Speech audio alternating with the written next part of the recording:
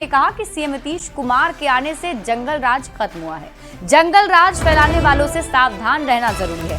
PM ने यह भी कहा, आज बिहार में महिलाएं सुरक्षित महसूस कर रही हैं। जिन लोगों ने बिहार को सबसे ज्यादा ठगा, जिनके दौर में गरीबों को बिहार छोड़कर जाना पड़ा, लोग आज सत्ता पाने की जुगत में लगे हैं। कांग्रेस और आरजेडी वालों ने विदेशियों को बिहार की गरीबी दिखाने के लिए घुमाने लाते थे।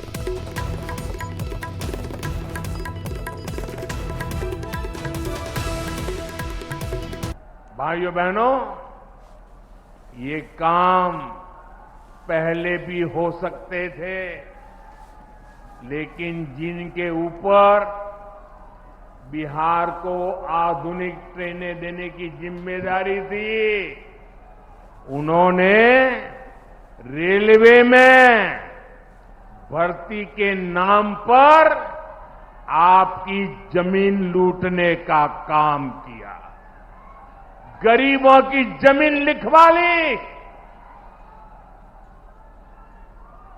सामाजिक न्याय की उनकी यही तरीके थे,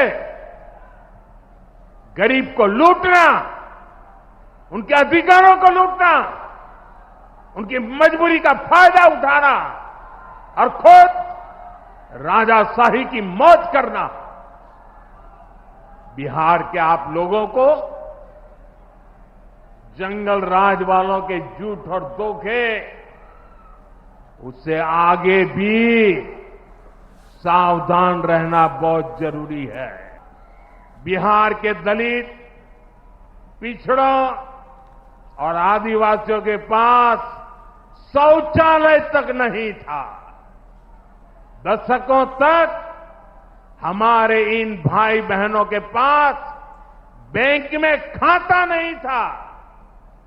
उन्होंने बैंकों में उनके लिए तो एंट्री बंद थी, दरवाजे तक भी घुसने नहीं दिया जाता था। दलित और पिछड़ा वर्ग के ही सबसे ज्यादा लोग झुग्गी झोपड़ी में जीवन गुजारा करते थे, उनके पास पक्का घर तक नहीं था, वे बेघर थे। करोड़ों लोगों के सर पर छत तक नहीं थी। मैं आपसे पूछता हूं, बिहार के लोगों की ये दुर्दशा, ये पीड़ा, ये तकलीफ, क्या ये कांग्रेस और आरजेडी का, क्या यही सामाजिक न्याय था? तो पीएम के जंगल राज वाले बयान पर राजनीतिक बयानबाजी अब तेज हो गई है। क्या कुछ कहना है, आइए आपको दिखाते हैं।